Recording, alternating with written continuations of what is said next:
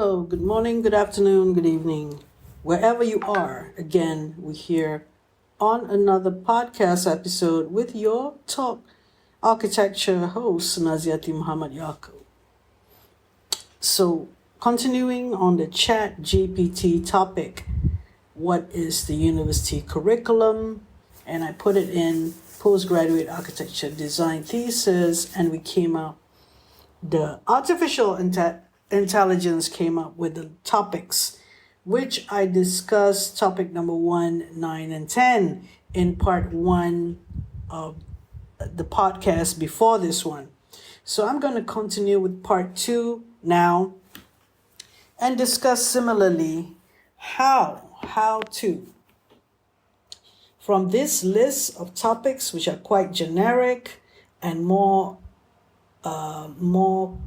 is closer to the dissertation topics and not a design thesis. It doesn't have specific building typology. It doesn't really have context or the methodology that is necessary for many schools of architecture, and it doesn't have those design problems. Now that is the one that I would like to talk about, the design problems for the design thesis 5th year project, regarding these following topics that came out of the larger list. So the next topic that I'm going to talk about, I just go down the road here.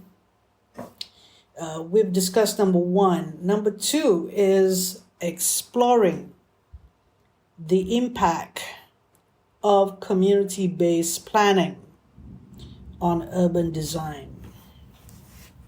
Now, obviously, we have to define community-based planning, and urban design is something that we can think about between architecture and planning, and discusses many things with regard to groups of buildings and in-between spaces and master planning of neighborhoods, and other concepts and ideas that's related to urban design, obviously. So, urban designers are designers. Planners are not designers. So, one thing that we know, architects can be urban designers. And all they need to know is a few notable publication and theories. Responsible environment, to name a few. Kevin Lynch's book on the image of the city and his principles. Christopher Alexander's pattern language, notes on the synthesis of form, and Colin Rowe books. I forgot the title at this instance, but there are many references with regard to urban design. But what is interesting, being from a developing country in Asia, namely Malaysia, what is interesting is that places that are urban villages, or they were designed to be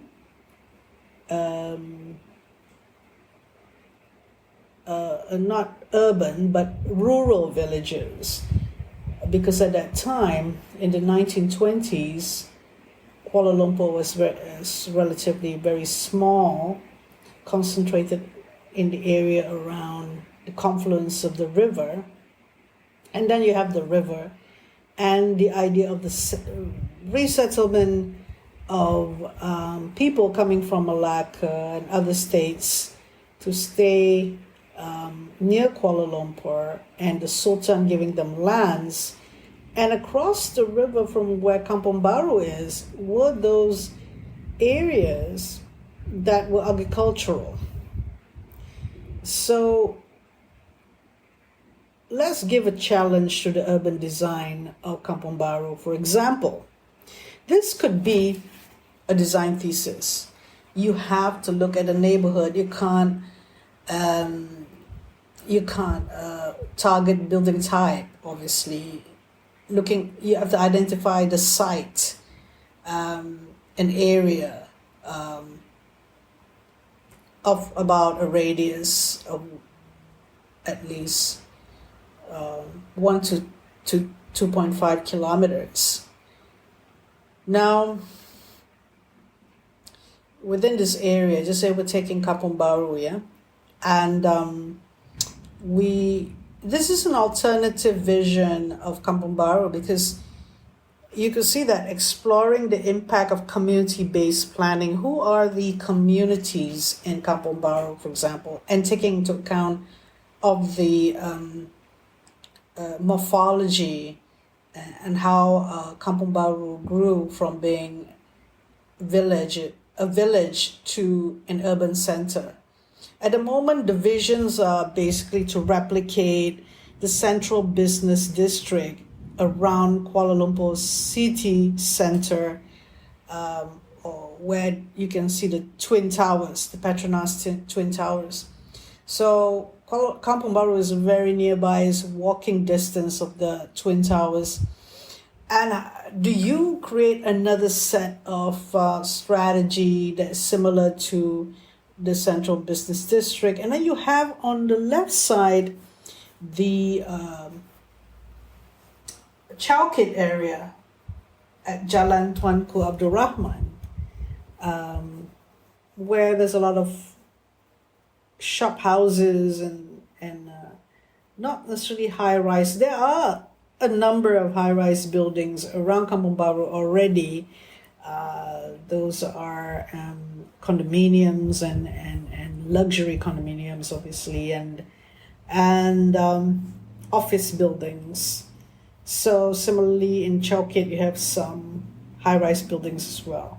So taking in the morphology of Chowkit and the shop houses and taking in the central business district, when you think of the road or the street environment or the street morphology, definitely one need to study the figure ground maps of these areas.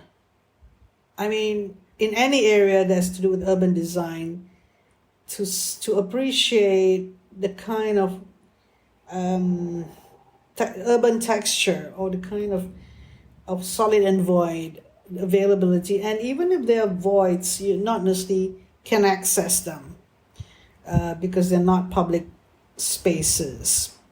But having said that, I mean, the character of our cities, public spaces are very, very few, and you have to enter shopping malls to do your browsing and your if you don't want to be in the hot weather, so to speak. Now, obviously, I don't agree with this, but I'm giving the sentiment that a lot of people would go to shopping malls because those are entities that they could, are recreational. In a sense, window shopping and getting to know other people, interactions, and so on. So, what is the community in Kampung Baru? There is a possibility that the community in Kampung Baru at this moment is mostly commercial, and the residents, the former residents, I got some data of this from the Malaysian Agricultural Settlement Organization that is based in Kampung Baru. I've heard of the data of only 20% of former residents or have anything to do with the original owner of the house and live there. And even that, out of this 20% of residents, some are not the original owner, related to the original owner, meaning that the other 80%, a number are from outside, and including migrant communities. So with a lot of people at stake, when you talk about community-based planning, there need to be a stakeholder analysis. There need to be some data about what do the community want to happen in Kampung Baru. If you want to maintain the mixed-use planning, and what type of mixed-use planning? So obviously the impact on urban design, if you want to maintain the texture and the urban fabric of the original village-like clusters, that is something that is radical in a way that how are you going to maintain that while having how many more residents to the area? What do you want to make the population of that neighborhood to be? What is your maximum development per plot ratios, for example? Maximum development in 1 acre, for example. So if you were talking about condominium with 80 people living in 1 acre, sort of medium, what do you call it, composition. I forgot what it is to be called. Density, yes, medium density rather than high density. Or you go for the most Moshi Safdi sort of development where there's a lot of pocket of terraces and that will already be the one that I said I'm thinking about habitat. Would that change the urban character and texture? So there could be a lot of studies on how you're going to maintain the texture and the character while keeping the density higher. What building type would you go for in terms of exploring this topic? I'd like to remind you that the topic is called Exploring the Impact of Community-Based Planning on Urban Design. Would you do a mixed-use development? And it could be more of a macro-scale project, and it's like an urban design project more than a architecture project, meaning that you could even investigate the street, an urban block with a perimeter. Because the thing is, a lot of the typology, the urban typology, is of different, come from different places, like European tradition or, so other traditions from the West. So what I'm trying to say is that are there a medium to high density urban typology out there in other places in Asia or in other countries that we could adopt for this? I would even go to Architect Tenggara, Teh Keng Soon, earlier projects of Jalan Ikan Emas near Cheras, and how he tried to get in the densities, a higher density than the low density, to get in more people living in 1 acre, but it's not yet like a condominium. Is that the thing that we want to do? I mean, when we deal with urban design, that's what it is. How the experience of the community in terms of the dwelling, private and public, the relationship between private and public entities of this area. Now, I'm giving quite an impossible example here based on this topic, which is a thesis that could be exciting and challenging and very challenging to find this site. But yet again, I could get a much more easier site that's not right smack in the middle of the city, and you can just impose whatever your urban typology that you wish to impose on a much more a context that has less of references. When you talk about urban design, that's what it is that you're dealing with. How you would want the new design to fit into the old. And the biggest, if I were a design thesis student, I would get the most challenging one, because that will make you have a great time if you don't really care about the grades, just go for it, go and the learning experience and getting a lot of feedback, hoping that your school will get the best critics out there to look at your ideas. So that's number 2. Now we go to the next one, which is number 3, designing for resilience, adaptive strategies for climate change in coastal cities. Very specific. This is one of the specific topics if I live in Malaysia. And I would challenge myself another layer as well, so that the climate change part in coastal cities, you'd find coastal cities that are in danger of being having floods, prone to floods, or prone to some natural disaster. If you're focusing on Indonesia, for example, as I understand it, in Jakarta, you have that challenge. So in Malaysia, even in Kuala Lumpur or Selang, or maybe in the Port Klang area, or in Shah Alam, I would, they're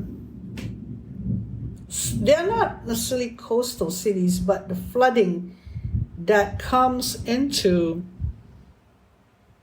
the cities nowadays, in the past few years, due to climate change, and the datum or the study in terms of the sections, of what is the risk now, what is the concern now, the water level go up higher to areas that you don't normally have flooding, and also those that are flooded gets even worse. And what are the issues of flooding? So there's a lot of design problems, technical ones, a lot of things to do based on engineering solutions as well. For those that are interested in engineering or drainage, mechanical engineering, hydraulics, maybe infrastructure design, they could go for this project. And here you ask about adaptive strategies. How does that impact the infrastructure? How does it impact the dwellings? If you go for housing, if you go for a normal typology of shop houses, how do the shop houses need to be designed so that they can cope with the disaster when it happens? So when we talk about resilience, a lot of people have been discussing about resilience. Apart from the infrastructure, construction, and services, and the whole framework of building technology, apart from that, it's also social resilience. People living in that area would need to adapt when climate change happens. Is this impinging on their livelihood, or is it impinging on, when you design a coastal city, do you design the same way as another city at the hillside? Some of these questions have to be asked, because when you observe what is being built now, it's almost the same whether it's in the coastal city as in the hillside. Not having resilience of architecture in the coastal cities when it comes to disaster management and risk.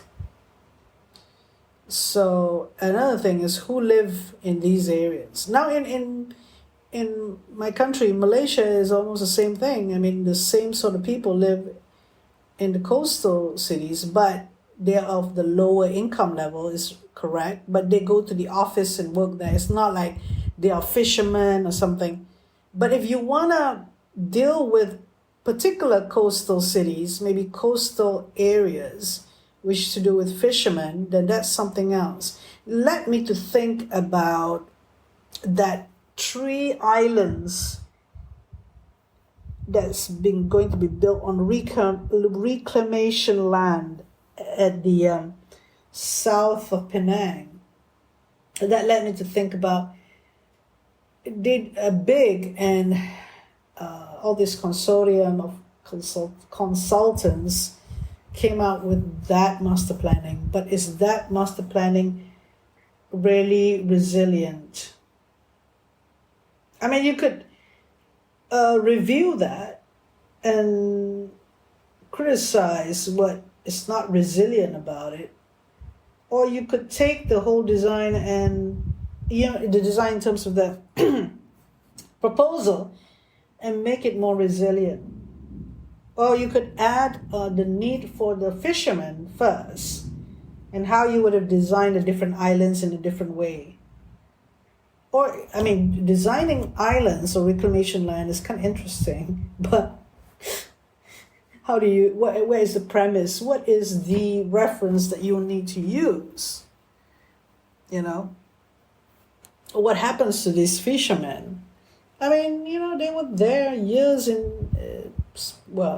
decades, and their grandfather was a fisherman, or their great-grandfather was a fisherman, or those who settle at that area, and suddenly here come big developer and decided to do some reclamation of the land, and there goes all your fish in the sea, and you can't do fishing anymore. So what happens to you?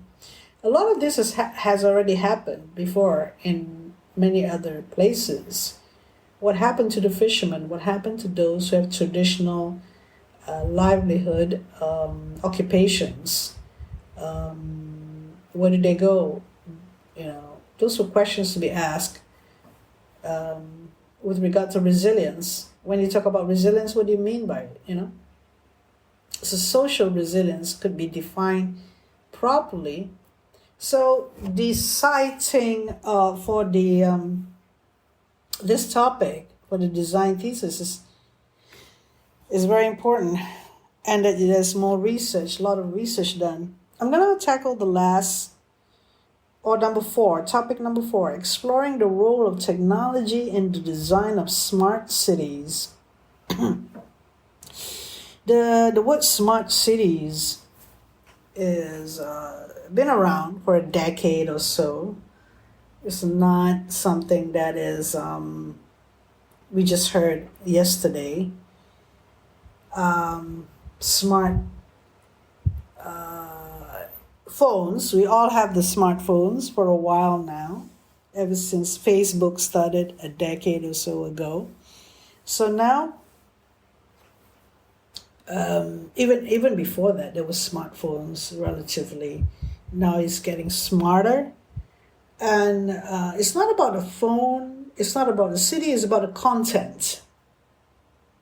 How smart can that phone be now? But those other things like ChatGPT and artificial intelligence and other development in other aspects of technology can be added to that smartphone or smart city. So we're talking about smart city. Is how smart is smart city? One thing as the definition of smart city is that the efficiency, the idea that the city can grow on its own and be independent on its own. There's a lot of, I would go for the definition to define what is smart city first. Whatever that they have, people are to say that Petaling Jaya is a smart city. What do you mean by Petaling Jaya is a smart city? What will Petaling Jaya do? I mean, I live here, so I'd like to know, what is it that's so smart about Petaling Jaya? It feels like it's the same thing before and now. I mean, there's not much change. So they say that it's going to be more accessible, universal design. Okay, but I don't feel it, So is it a review or a critique on the existing smart city? Exploring the role of technology. Technology in what sense? Yeah. Technology exists in a lot of disciplines.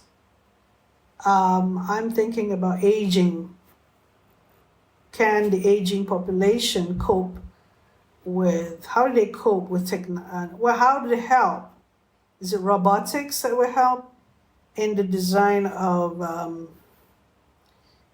for the aging population? Petaling Jaya has a lot of older persons. I mean, like, I'll take section 17, where there is a lot of elderly people living around it, who lives in freehold houses. Freehold meaning they own those houses, and you can't get rid of them. And they want to have all the transition between independence and assisted living and nursing care.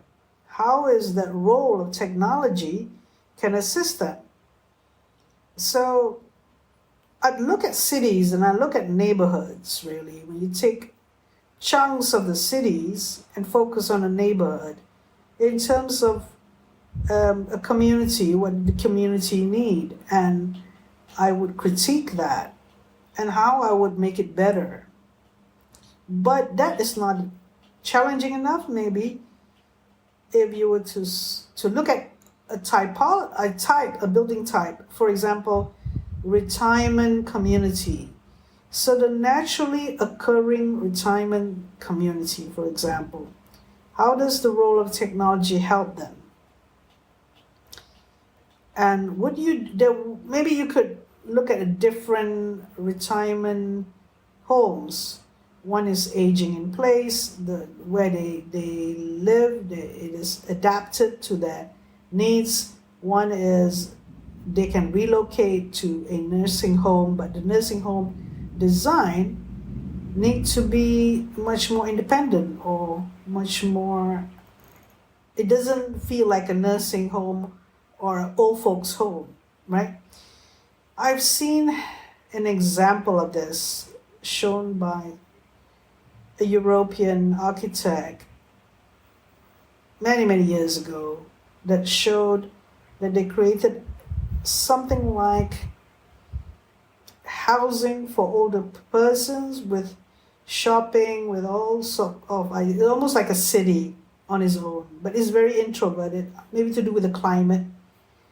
And there is a main street inside, but I don't know whether that works. I mean, what are the design problems with regard to smart cities?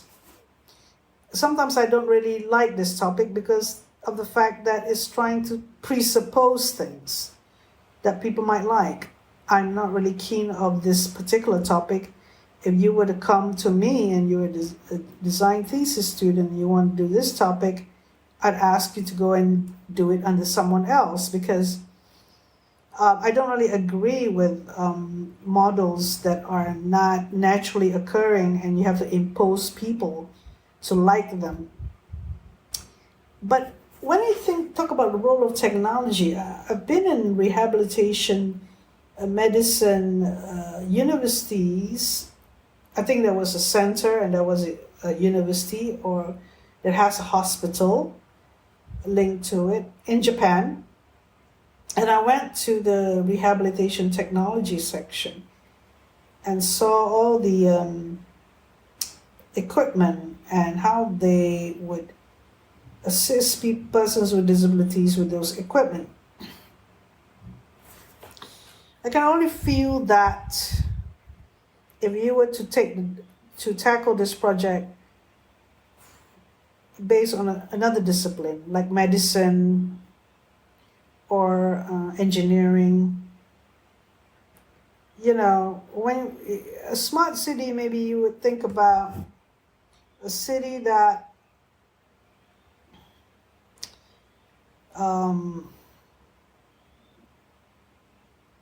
if I transpose this with the climate change topic earlier, what would happen?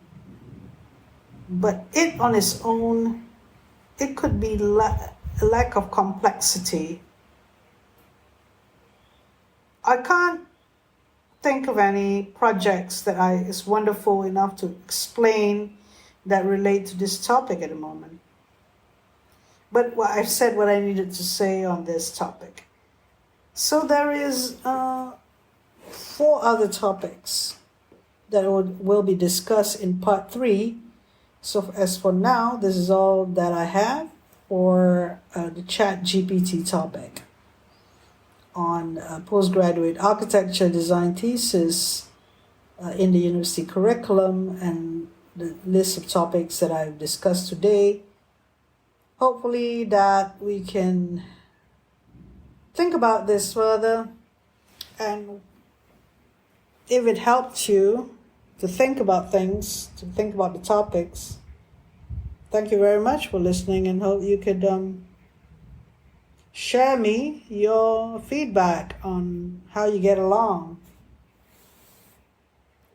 Till then, thank you.